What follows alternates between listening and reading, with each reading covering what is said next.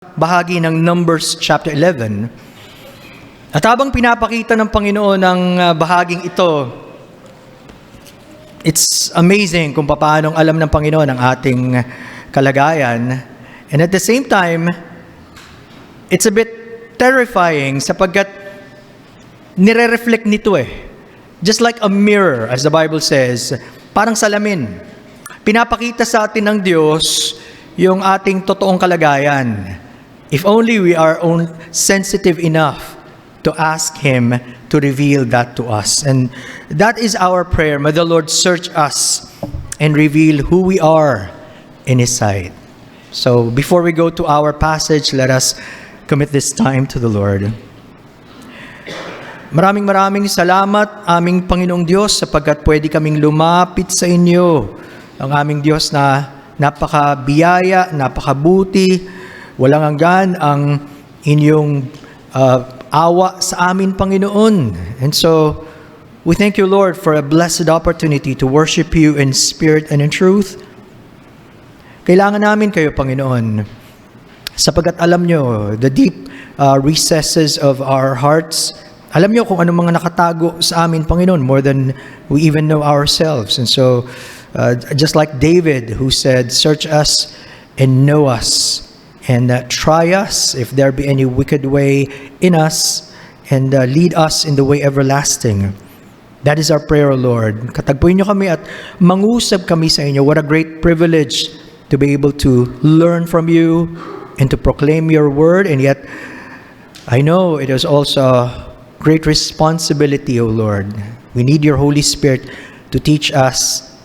At gayon din po, Panginoon, alam kong hindi madali ang gawain ng pakikinig sapagkat napakadaming mga bagay ang pwedeng gumambala sa amin, Panginoon. And yet, through your guidance, we know that you will speak to everyone, O Lord, lalo na po sa binibigyan nyo ng tainga na makinig at ng puso na handang tumanggap na ito. Be thou exalted, we commit all of these things in the wonderful name of our Lord Jesus Christ. Amen. So umaga pong ito, pag-aaralan natin about the dangers of complaining. Ano nga ba ang mga panganib ng pagrereklamo? Now, if you would read Numbers, especially the first 10 chapters, makikita natin ang napakaraming ginawa ng Diyos sa bansang Israel. How He was able to organize them, and then nilinis niya sila, tinuruan niya sila kung paano mag-alay, at bakit sila kakaiba sa mga ibang mga bansa na walang pagkakilala sa Diyos. At patuloy silang pinagpala ng Panginoon. In fact, He also taught them gaano kalaga yung pag-aalay sa Kanya bilang Diyos. At pinaalala ng Diyos yung Kanyang ginawang pagpapalaya sa kanila. Marahil isa sa mga pinakadakilang bagay na hindi nawala, ano man ang kanilang gawin, ay yung presensya ng Diyos. Now, He always guided Israel. Kaya pagdating dun sa huling bahagi ng Numbers chapter 10, Numbers 10:34, ang sabi doon, kung araw, ang ulap ng Panginoon ay nasa itaas nila kapag naglalakbay sila. Alam niyo yung tinatawag na the glory cloud, the pillar of cloud. Kumbaga, kapag sila ay aalis at gagabayan sila ng Panginoon, sa umaga andun yung cloud. Okay? At alam niyo naman, ginagamit din ng Panginoon yung the pillar of fire at night. So the Lord guided them. So up to that point in Numbers chapter 10, everything seems well. Maayos lahat. Until we come to Numbers 11, biglang nagbago. At kung iisipin nyo, paano mangyayari ng isang bayan na binigyan ng Diyos ng lahat ng kanilang pangangailangan ay dadating sa punto na kukwestiyonin ang Diyos? To the point, hindi na sila satisfied sa Diyos. Kung titignan natin, ang sabi sa Numbers chapter 11, verse number 1, and again, it reflects us all. Hindi natin maintindihan bakit, pero alam natin kahit tayo dumadating dyan. Numbers chapter 11, verse number 1. Nagreklamo ang mga Israelita kay Moises dahil sa hirap na kanilang dinaranas. Andun agad yun. You know the saying that life is not a bed of roses. Alam natin yan. Ang buhay daw, hindi lang palaging masarap. At alam natin, sabi pa nga nila, kakambal na ng buhay natin yung mga pagsubok, yung mga kahirapan, kaya hindi na tayo dapat nagugulat. And yet, pagdating sa mahirap na kalagayan, ito ang unang-unang naging reaksyon nila. Now remember, hindi natin maiwasan ang mga pagsubok sa buhay, pero kung paano natin tinitingnan ang mga ito, yun ang magdidetermina ano ang ating damdamin at ano ang ating gagawin kapag nakaranas tayo ng mga ganong pagsubok at kahirapan. Na posible daw, dahil sa mahabang paglalakbay ng bansang Israel, medyo napagod na sila. Totoo naman yon, lalo na sila ay nasa disyerto. Napalitan yung una nilang damdamin ng excitement pagkalabas nila from the land of Egypt. At yung kanilang prospect of going to the promised land, napalitan yung excitement ng pagrereklamo. At yun na lang ang nakita nila. Now, this is also a great reminder to us. Mag-ingat tayo sa mga panahong natutukso tayo na magreklamo agad-agad. Why? Kadalasan, bugso ng damdamin yan. Kadalasan, marami tayong mga nakakalimutang mga bagay at doon lang tayo nakafocus. At ang isa pa, nakakalimutan natin, alam ng Diyos lahat. Sabi doon, nagreklamo ang bansang Israel kay Moses, pero ang sabi, nang marinig ito ng Panginoon, walang nakatago sa Diyos. Lihim man yan, hayag man yan, alam ng Diyos. Kahit yung mga pinagsasasabi natin na mga masasama laban sa iba, alam ng Diyos. Tinago mo pa. Alam naman yan. At yun ang hindi nila naisip.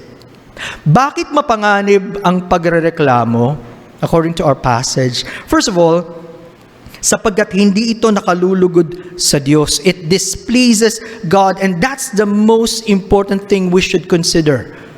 Bago pa yung sasabihin ng iba, bago pa yung nararamdaman mo, ano ba ang iniisip ng Diyos sa ganoon?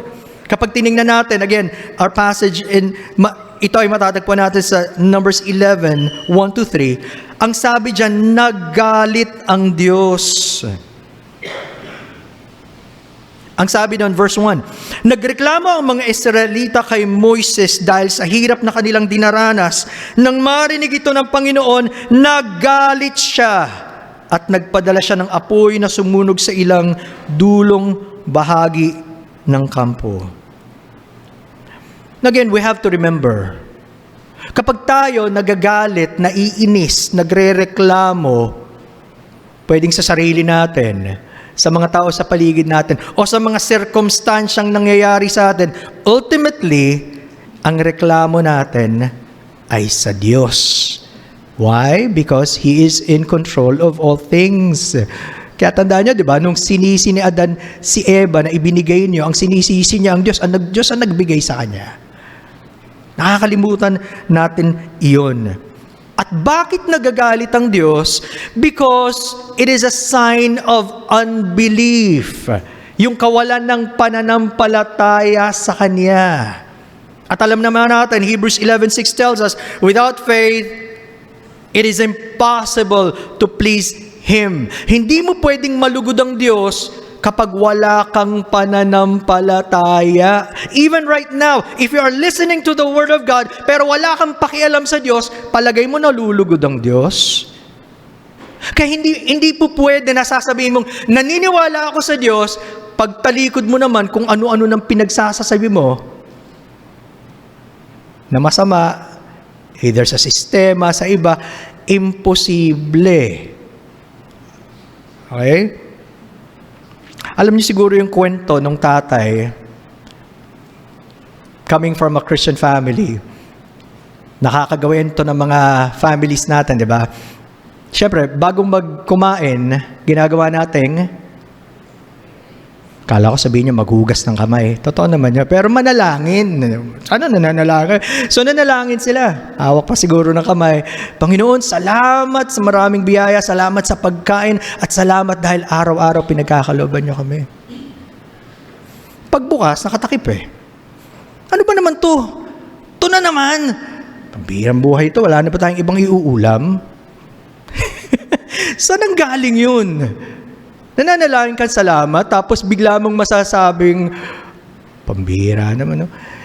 Either hindi totoo yung kanyang panalangin at marami tayo, ganun lang, we just do it habitually, wala na sa puso, or hindi niya naintindihan yung nangyayari.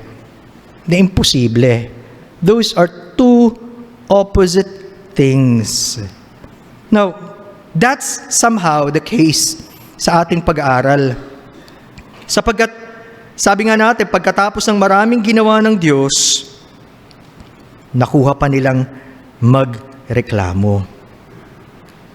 Now, again, we mentioned about the pillar of cloud and the pillar of fire.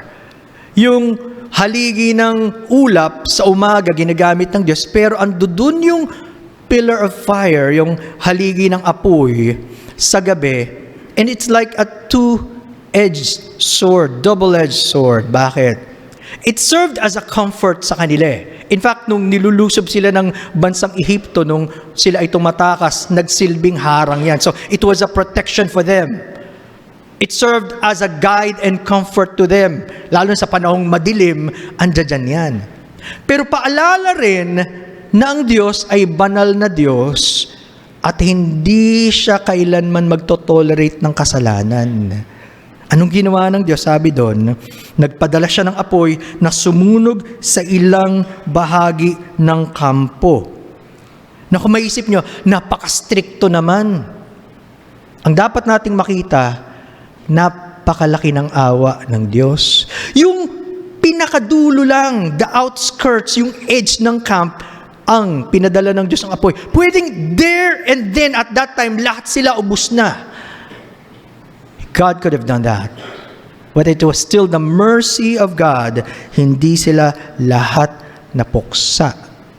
At nagpapatuloy lang tayo lahat sa awa ng Diyos, mga kapatid. Naramdaman ng mga tao, may panganib. Kaya ang kanilang ginawa, sabi sa verse 2, dahil dito humingi ng tulong ang mga Israelita kay Moises. Now question, ba't hindi sila direktang makatawag sa Diyos? Hindi ba that's supposed to be the natural thing? Pag ikaw may ginawa kang mali, lapit ka sa Diyos, humingi ka agad ng tawad. Two possible things. Siguro, natakot sila sa nangyari, hindi sila makalapit direkta sa Panginoon. Or secondly, hindi sila sanay manalangin ng malapit sa Diyos. And how many of us are like that? Hindi masamang mag-ask ng prayers. In fact, palagi nga, during our prayer meeting, pagka nagkakaroon tayong gathering sa hapon din, we ask for prayers at magandang i-share ang prayers. Pero kapag humingi ka ng panalangin, please pray for me, ikaw ba mismo lumalapit sa Diyos ng buong puso at buong damdamin at humihingi ka sa Diyos? O matagal ka nang hindi nananalangin, kaya hindi ka sanay manalangin.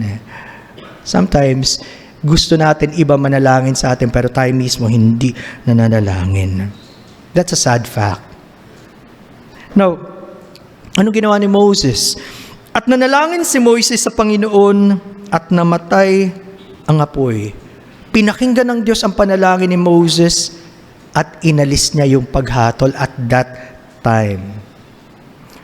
Which reminds me, kahit sa panahon natin, naghahanap ang Diyos ng mga tao who will stand in the gap to pray for people.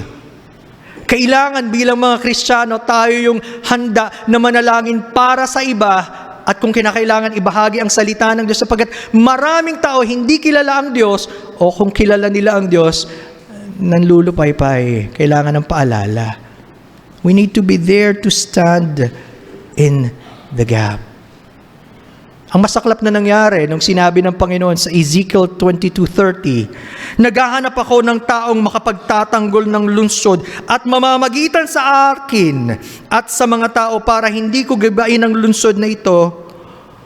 Nangyari, pero wala akong nakita. I wonder, sa dami natin ngayon, how many of us are willing to fill the gap and say, Lord, gamitin niyo po ako. I want to pray for people. Yung aking mga mahal sa buhay, yung mga kaibigan ko, yung mga kamanggagawa ko, yung kasama ko sa school. Lord, help me. I want to pray for them. And use me to teach to them the gospel, yung mabuting balita ng kaligtasan. Sinong aabot sa kanila kung hindi ikaw? Sana maging willing tayo to stand on the gap, or else people will perish. And then in the third verse, kaya ang lugar na yun ay pinangalanang Tabera dahil nagpadala ang Panginoon ng apoy sa kanila. Obviously, yung pangalang Tabera means burning, nag-aapoy. Pinangalanan nila to serve as a reminder, may ginawa tayong kasalanan at ang Diyos naghatol, wag na nating ulitin. That's supposed to be. At maraming cases sa Bible na pinapangalanan nila yung lugar base sa nangyari.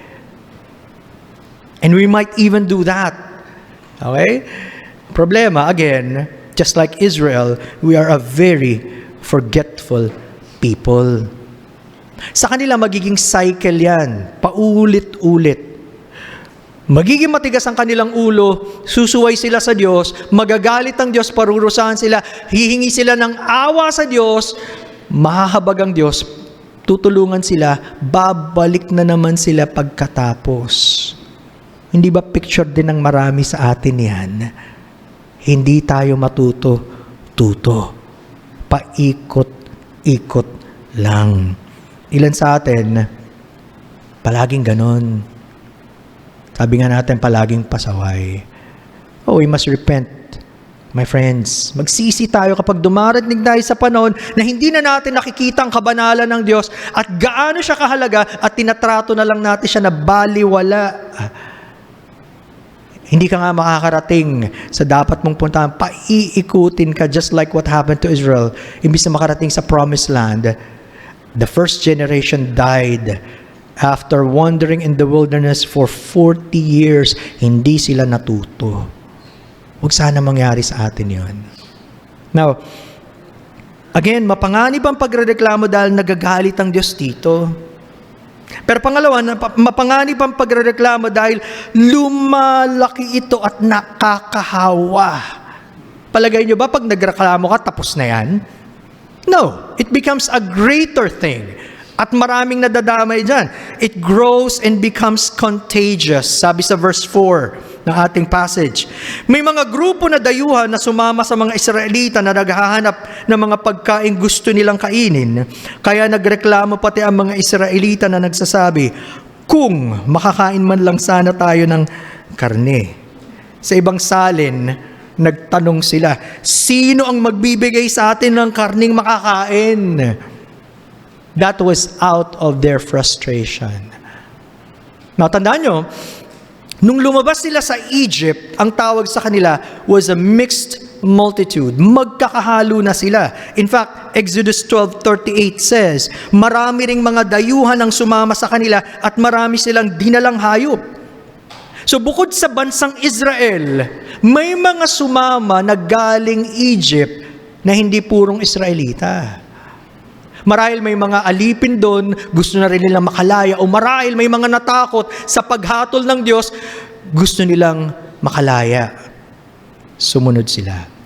At ang isang factor, mapapansin nyo, sabi doon, marami silang dinalang hayop. Mayayaman tong mga to. Kaya siguro, mabilis pumayag yung Israel. Sige na nga, sumama na kayo. May mapapakinabangan. Maraming ari-arian. Ang problema, paglabas nila ng Ehipto, hindi nabago ang kanilang pagtanaw at ang kanilang puso. Maaring na-amaze sila sa himala. Hindi ibig sabing nagtitiwala na sila sa Diyos. At kasama ng bayang Israel ang mga tao na mukhang sumusunod kung sandalin sila ng Diyos, pero walang pinagbago ang isip at puso, pareho pa rin ang dati. At sila yung unang nagreklamo dito. Sana kung makakain man lang tayo, nasa na? Sino magbibigay sa atin ng ganoon? Ang ginamit na term dito was a term intense craving, strong desire. Sa King James, lasting. Talaga namang gustong-gusto nila. Walang makakapigil. Ito daw yung salitang ginamit nung ninasa ni Eva na kainin yung pinagbabawal na bunga ng Diyos, na sinabi ng Diyos huwag nilang kakainin. At ito rin daw yung ginamit na term sa 10 kautusan, thou shalt not covet. Huwag mong iimbutin ang pag-aari ng iba. A very, very strong desire. Let me ask you, ano yung napakatinding hinahangad mo o inaasam mo sa buhay mo na gustong-gusto mong makuha? By hook or by crook.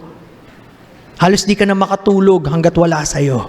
Diyan umiikot ang buhay mo at plano mo at lahat gagawin mo. Maabot mo lang yun. Ano yun? Tanong, may kinalaman ba yan sa Diyos? Mga kapatid, mga kaibigan, pag hindi tayo nag-ingat, yung mga ganong klaseng pagnanasa sa buhay, ang magpapalayo sa atin sa Diyos. Bakit? Lahat gagawin mo para dun eh. Pero hindi ka marunong makinig sa Diyos at hindi ka marunong magpaturo sa Diyos. In fact, kaya pala, ang tawag sa Bible, covetousness is considered as idolatry. Pagsamba sa Diyos. Ang bakit? Mas mahalaga na yun kaysa sa gusto ng Diyos eh. Palaging iyan ang nagpapaikot sa buhay mo. Kaya mong ibigay lahat. Gigising ka na maaga, magpupuyat ka, lahat ng lakas mo dyan mo uubusin. Pero pagdating sa Diyos, kaunti lang, tingi-tingi. Ano ngayon yan? Di Diyos-Diyosan nga. Diba? Colossians 3:5. Sinasabi ang Colossians chapter 3, in fact, the book of Colossians, sa mga Kristiyanong totoong nagtitiwala sa Diyos. And in 3:1, binanggit sa atin, ang mga Kristiyano daw, nabuhay na tayo kasama ni Kristo. Iba na ang buhay natin. Kaya ang challenge in verse 5, kaya patayin nyo ang na anumang kamunduhang nasa inyo, ang sexual na imoralidad, kalasuan, pagnanasa at kasakiman na katumbas na rin ng pagsamba sa mga Diyos-Diyosan. Huwag tayong palaging gumawa ng excuse, gagawin ko naman lahat kasi para sa pamilya ko yan eh. Ang pamilya mo ba ang buhay mo? Of course, we should work hard, strive hard, pero yan ba ang sasambahin mo? To the point, ipagpapalit mo ang Diyos? Maraming mga idols sa buhay natin, mga kapatid at kaibigan, kung hindi i-expose ng Diyos, mananatili tayo doon at gustong-gusto natin yan. Hindi naman kasi kita ng iba pero alam ng Diyos. May God show us in His mercy. Ano yun? So just like Israel, who came out with a mixed multitude, halo-halo, ganyan din sa church, hindi ba? May mga totoong niligtas ang Panginoon. May mga nagpo-profess na niligtas daw ng Diyos pero walang totoong bunga. Meron naman pa-aten-aten lang, hindi naman seryoso sa Diyos, nakikipaglaro sa Diyos. Ilan sa mga tao ngayon ang totoong naghahanap sa Diyos? Every time we will worship, they want to worship God and they want God to meet them personally. Or na-fulfill ko lang yung duty ko, pagkatapos ng ating service, I'm done. I can do again what I want for the whole week. Ganon. Alam ng Diyos. At di natin pwedeng dayaan. Alam ng Diyos yung sa Kanya. At alam din ng Diyos yung hindi. May God speak to us. So notice the situation. Dahil sa pambubuyo ng mga taong ito, na iba ang priority sa buhay, nadala yung buong bayan. At naghangad sila ng karne na para bang ang dating pinabayaan sila ng Diyos. Ang ganyan ang tanong nila, sino ang magbibigay sa atin ng karning makakain? Yung sobrang craving, sobrang pagnanasa. Hindi pa ba nila naiintindihan during the course of time, ang Diyos ang palaging nagkakaloob sa kanila ng lahat. Yung ultimong damit nila, hindi nasisira. Yung kanilang sandalyas, hindi nasisira. Pag kailangan nila ng tubig, magpapalabas ang Diyos ng tubig. Pag kailangan nila ng pagkain, magpapadala ang Diyos ng pagkain. Lahat ng kailangan nila sa Diyos nang galing ang kabutihan at katapatan ng Diyos. Pero lahat yun nakalimutan nila. At ang sabi doon, umiyak pa sila. Hindi nila makuha yung gusto. Umiyak sila. How many times have you cried dahil hindi mo makuha yung gusto mo? Parang bata, ano? Di ba, alam naman natin, natural sa bata, pag hindi nakuha yung gusto, iiyak. Pero nangyayari sa matatanda yan, either ipakita mong umiiyak ko or kinikimkim mo lang sama ng loob. Kasi gusto ko to hindi nangyari. What do you do? Hindi masama loob at minsan masama pang loob sa Diyos. But again, let's imagine, when was the last time you actually cried before God at sinabi mo, Panginoon, patawarin niyo ko sa dami ng kasalanan ko, nabagbag ka sa damdamin mo. Dahil malayo ka na sa Diyos, dahil matigas na puso mo sa Diyos, dahil hindi mo sinusunod ang Diyos. When was the last time na talagang ang banal na Espiritu, kinausap ka, nagsisisi ka sa harapan ng Diyos? Kung ang kinakaiyak natin ay yung pagkawala ng mga bagay-bagay, siguro may mali sa priority natin. It's okay to cry when we lose something or someone important. Pero nangyayari ba yun kapag malamig tayo sa Diyos? That's really a mark kapag palagi tayong kinakatagpo ng Panginoon. Ayaw natin ng ganong klase ng buhay. Again, mapanganib ang pagrereklamo dahil nagagalit ang Diyos. Pangalawa, mapanganib ang pagrereklamo dahil lumalaki ito at nakakahawa. Pangatlo, mapanganib ang pagrereklamo dahil nawawala ang tao sa tamang wisyo, kaliwanagan ng isip. It blurs people's minds and vision. Hindi mo na alam ang tama at mali. Iba na ang pagtingin mo sa bagay-bagay. Bakit? Verse number 5. Nung naroon tayo sa Ehipto, nakakakain tayo ng mga libreng isda at ng mga pipino, melon, sibuyas at mga bawang. Binalikan nila yung nangyari. And the way they pictured it, at habang sinasabi nila, parang ang damdamin mo, parang namang unlimited lahat yan. Parang sobra bang sagana ng buhay mo, lahat ando doon ha. Parang ganun na sinasabi nila eh. Tayo pa naman, hindi lang siguro Pilipino, lahat ng lahi. Gusto natin palaging unli. Pero ingat kayo kapag binigyan kayo unli rice. Hindi ko mo unli, uubusin mo lahat. Delikado sa katawan yan. Moderation. Di ba? Parang ganun eh. Nilalaraw nila, ang dami-dami na. Lahat yan nalasa namin. Totoo. Pwede ngang nakakain silang isda, may mga melon pa, pipino, sibuyas, bawang, yung mga gustong-gusto natin, mga condiments. Ang nakalimutan nila, yung isang napakalagang bagay. Ano ba sila sa Ehipto? Alipin. They were slaves. Hindi sila malaya. Oo nga, nakakakain ka at dahil alipin ka, binibigyan ka. Pero palagay mo ba para kang prinsipin, binibigyan ng lahat ng gusto mo? Hindi ganun ang picture. Nakukuha nila yan paunti-unti. Minsan-minsan. Pero bilang alipin.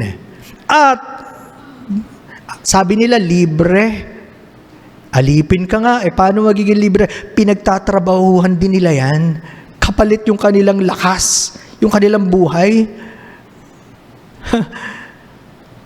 Minsan ganun di ba? May pandaraya yung kaaway Gawin mo lang to, bibigay ko sa iyo lahat. Parang tukso sa Panginoon, di ba? Bigay ka naman. May kapalit yun Yun ang nakalimutan nila. At ito pa, ang tuminding sitwasyon, nasan bang lugar sila? If you could imagine. Sa panahong ito, nasan sila? Nasa air-conditioned room? Nasan sila? Nasa desierto, desert. If it was a desert place, hahanapin mo yung isda, Hahanapin mo yung mga pipino, yung mga garlic, lahat. Kung ano yung wala, yun ang hinahanap. You know what? Why God put them through that? Sa pagdaan nila sa disyerto, ipapakita ng Diyos, siya lang ang pwedeng magkaloob sa kanila ng lahat. Wala silang pwedeng puntang tindahan, hindi sila pwedeng humingi ng tulong. Ang Diyos ang magkakaloob. And every time, God provided for them. Walang palya. Tapos, wala pang pasasalamat. Alam niyo ginawa ng mga tao? They had a selective memory. Pinipili lang nila yung gusto nilang maalala. Oh, ang sarap-sarap ng buhay namin doon. Nakakakain kami. Hindi mo naisip, pinapahirapan kayo bilang alipin. Kaya nga for 400 years, they suffered. At dumating ang panahon, hindi na nila kaya, humingi na sila ng tulong sa Diyos. Nakalimutan nila. They were selective in their memory. At tayo minsan ganun. Naaalala natin yung mga pangit na nangyari, nakalimutan natin yung napakaraming magaganda. Diba? That's why we become ungrateful. Come to think of it, pwede ba na kung tayo mga totoong Kristiyano, pinalaya ng Diyos sa kasalanan at may bagong buhay kay Kristo, pwede ba na tayong mga Kristiyano para bang inaasam-asam nating bumalik sa dating buhay ng kasalanan? Pwede ba yon mangyari? This is yes, this is no. Pwede bang mangyari yon? Pinalaya ka ng Diyos, naranasan mo bagong buhay, gusto mo pa rin bumalik sa dati? Pwede ba yon? Of course! It can happen. Hindi dapat, ideally, pero nangyayari. Ilang tao nakakamiss. Nung wala pa ako sa Panginoon, na-enjoy ko lahat eh. Walang nagbabawal sa akin. Ngayon, Kristiyano na eh. Ay, nako, lahat na lang bawal. What? Pagkatapos kang palayain ng Diyos, and then nakita mo ang kaiba ng kasalanan sa buhay na walang ikukumpara mo, ang laki ng big difference, night and day. Kaya mga tumatalikod sa Christianity at sabi nila, walang saysaya because pinipili nilang bumalik sa kasalanan. It can happen, sad to say. Pero dapat sa isang anak ng Diyos, no more. Not anymore. Patay na ako sa kasalanan dahil buhay na ako kay Kristo. Hindi ko nababalikan yan. That should be a Christian's mindset and desire. Huwag nating i-allow ang mundo, ang mga kasama natin, o ang mga nakikita nating maghatak muli sa atin pabalik sa buhay na ayaw ng Diyos. Ito pa sabi nila sa verse 6. Pero dito, wala tayong ganang kumain. Sa ibang salin, ang pagkakabanggit, ngunit ngayon ang ating kaluluwa ay natutuyo. Yung buong pagkatao nila, sawang-sawa na, tuyong-tuyo na, walang kabuhay-buhay, in other words. At yun ang nangyayari sa mga tao na puro ang focus ay dun sa wala sa kanila at hindi ma-appreciate kung ano ang meron sa kanila. Intindihan natin, napakaraming binibigay ng Diyos. Hindi lang tayo marunong tumanaw ng maayos. Kailangan nating makita muli ang kabutihan at kadakilaan ng Diyos and to begin to really appreciate who God is. Sabi nila, puro mana na lang ang ating kinakain. Mana sa umaga, mana sa tanghali, mana sa gabi. Sino ba naman hindi magsasawa? Pero alam nyo, tinawag nila yung mana dahil nga hindi nila alam kung ano yan. Nung unang pinadalang ng Diyos, ano ba yan? At yun ang ibig sabihin ng mana, what is it? Dinescribe ano yung mana. Kung curious kayo, sabi dun sa talata natin, verses 7 to 9, ang mga mana na ito ay parang mga buto na maliliit at mapuputi. verses 8 to 9. Pinupulot ito ng mga Israelita sa lupa tuwing umaga at ginigiling nila ito o binabayo sa lusong. Pagkatapos niluluto nila ito sa banga at ginagawang manipis na tinapay, ang lasa nito ay katulad ng tinapay na niluto sa langis na olibo. Napakasarap. In other words, ang pagkakabanggit sa Exodus 16:31, ang lasa daw nito parang wafer o yung manipis na tinapay na gawa sa honey. Pulot. Manamis-namis, masarap. And you know, it was a very excellent provision of God for them. Napakainam na binigay ng Diyos. Bakit? Siguro modern day equivalent, if you could think of, flat kasi siya, pancake, yung masarap, ano? Or siguro, pwede na rin yung donut. Pero, kasi minsan, donut, puro tamis eh. Pero ito, it has all of the nutrients that they needed. Kaya ginamit ng Diyos sa kanila for 40 years.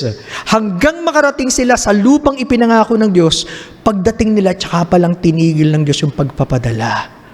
It was sufficient for their needs. Pero at this time, hindi nila nakita iyon. Again, it was called as bread from heaven, tinapay galing sa langit, Exodus 16:4. Ang tawag pa dyan, Psalm 78:25, angels' food. Imagine, pagkain ng mga anghel, ganun kasarap. Pero at this particular time, hindi na siya masarap. Hindi na nila ma-appreciate. Bakit? Kasi hindi na sila kontento sa Diyos. Tandaan niyo po yan. Ito ang klase ng mga tao na walang kakontentuhan. Kahit anong ibigay mo, palaging magrereklamo. Bakit? Kasi hindi nila nakitang galing sa Diyos. Pero tingnan mo ang isang taong nagtitiwala sa Diyos. Maliit man yan o malaki, salamat, Panginoon. Sabi nga nung isang taong nasa kulungan, Kristiyano siya. Meron akong tinapay, meron akong tubig, at kasama ko ang Diyos. Ano pa ang kailangan ko? Nasa kulungan siya noon. It's really a matter of sino ang Diyos sa atin. Gaano natin siya nakikilala at gaano tayo kalapit na lumalakad sa Panginoon. Doon magkakaroon ng pagbabago ang ating pagtanaw sa bagay-bagay. Hindi talaga pinag-uusapan kung masarap ang kinakain mo o hindi Ang pinag-uusapan, na-enjoy mo ba ang Diyos at ang lahat ng pinagkakaloob niya sa iyo. At iyon ang nawala sa kanila. They can never, ever be content because they cannot be content with God. Ayaw nila sa Diyos Walang makakasapat. Dahil ang Diyos ang kasapatan. And this is exactly what Paul was saying. The Apostle Paul was saying. Di ba nung sinabi niya, for to me, to live is Christ and to die is gain. Simple lang buhay kay Apostle Paul. Ang mabuhay ay si Kristo. Siya ang lahat-lahat. Kapag ako namatay, pakinabang. Kasi kasama ko pa rin siya Simple lang ang buhay, mga kapatid. It's about God and His plan for you. Pero pag wala ang Diyos at siya ang tinanggal mo sa equation, wala nang sasapat sa iyo. At napakagulo ng lahat. Just like what happened to them. So the situation is, nadaya ang bansang Israel sa kanilang ilusyon. Binalikan nila yung nakaraan at para bang napakaganda naman ang buhay nila sa Egypt. Nadaya sila. And then, imbis na magpasalamat, nagreklamo sila. Hindi nila makita ang plano ng Diyos sa kanila at that time at saan sila pupunta. Tandaan nyo, ang pagkakabanggit sa Exodus 13:5, nilarawan sa kanila ang land of Canaan, and it is a land flowing with milk and honey. Yun ang kanilang pagsasabi na ang lugar nito napakasagana. But I think it is really human nature not to appreciate. Di ba? Nung nagpadala si Moses ng mga spies, sabi nila, ay totoo masagana, ang lalaki ba naman ng mga bunga? Yung grapes, kailangan pambuhatin ng 2 tao. Talaga namang napakasagana. Kaya lang, may mga higante. At di natin sila kayak, tipaklong lang tayo. Nasaan ang Diyos? Nangako. Sabi tuloy, di ba, nakipag-usap si Joshua at si Caleb. Kaya natin yan, dahil ang Diyos ang tutulong sa... Ayaw na at ang buong bayan, pinanghinaan ng loob. At yun ang dahilan kaya hindi sila agad nakapasok sa promised land. Mga kapatid, mga kaibigan, hanggat di natin nakikilala ang Diyos kung sino siya sa buhay natin, hanggat pinipilit natin gawin sa sarili natin at magpakalayo-layo sa Diyos, mararanasan mo lang palagi, babagsakan yan. You will never be able to experience the life that God has for you. Ano ang natutunan ni Apostle Paul sa pagsunod niya sa Panginoon? Familiar sa inyong Philippians 3:13-14. Sabi niya, mga kapatid, hindi ko sinasabing naubot ko na ang ganap na buhay, ngunit ito ang ginagawa ko ngayon. Kinakalimutan ko na ang nakaraan at pinagsisikapan kong makamtan ang nasa hinaharap. Tulad ng isang manlalaro, nagpapatuloy ko hanggang makamtan ko ang gantimpalang walang iba, kundi ang pagtawag sa akin ng Diyos na makapamuhay sa langit sa pamamagitan ni Kristo Jesus. Tandaan nyo, marami tayong mga binabalikan sa nakaraan. Pero kapag yung mga nakaraan natin ay hindi natin mabitawan, pwedeng maging hadlang. Kahit magaganda yung mga nangyari, at hindi mo naiwanan yan, hindi ka makapagpapatuloy.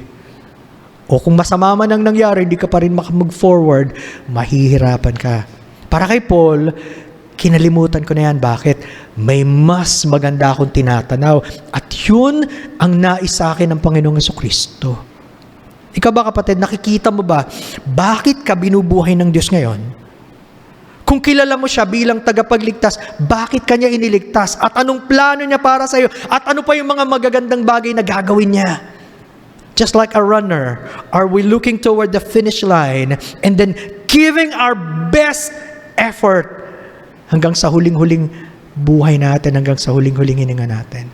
Mangyayari lang yon kung totoong nakikilala mo ang Panginoon.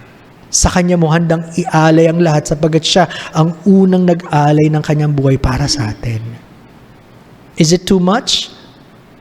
Masyado pa malaki yan kapag ka buhay mo ang kailangan mong isuko sa Panginoon? Walang katumbas yung ginawa niya para sa atin. Yung buhay natin napakaliit lang kumpara sa ginawa ng Panginoon. Sana yun ang maging damdamin natin. And you know what, as we close this message, ginamit mismo ng Panginoon ang insidenteng ito para ipakilala kung sino siya. Tingnan niyo sa John chapter 6. At mas malaki pala ang ibig sabihin nito. This is not just about the physical bread. John chapter 6 verses 31-35. But it is about the true bread of life. Anong sabi John? John chapter 6 verse 31, sabi ng mga Jews, ang aming mga ninuno ay kumain ng mana sa ilang gaya ng nasusulat. Kanyang binigyan sila ng tinapay na galing sa langit upang kanilang makain. Binalikan nila yung nangyari. And then sabi sa 32, kaya't sinabi sa kanila ni Jesus, katotohanang sinasabi ko sa inyo, hindi si Moises ang nagbigay sa inyo ng tinapay na galing sa langit, kundi ang aking Ama ang nagbibigay sa inyo ng tunay na tinapay na galing sa langit. Sa tagal ng kasaysayan, na-miss nila yung point. Ina-attribute pa rin nila kay Moses. Hindi nga si Moses gumawa, ang Diyos eh. Nawala ang Diyos sa picture. Alam lang nilang nangyari, walang dating sa kanila. At kinamit ng Panginoon, sabi niya in 33, sapagkat ang tinapay ng Diyos ay ang bumababang mula sa langit at nagbibigay ng buhay sa sanlibutan. Hindi lang pala yung physical bread, pero yung totoong nagbibigay ng buhay na walang hanggan. Sinabi nila sa kanila, Panginoon, lagi mo kaming bigyan ng tinapay na ito. Siyempre, sino ba naman ang ayaw kung palagi kang padadala ng Diyos ng tinapay mula sa langit?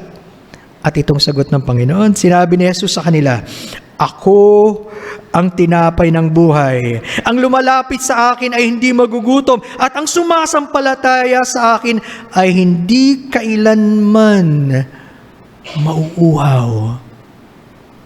Ang Panginoong Jesucristo ang sagot sa iyong pangangailangan. Siya ang totoong tinapay ng buhay.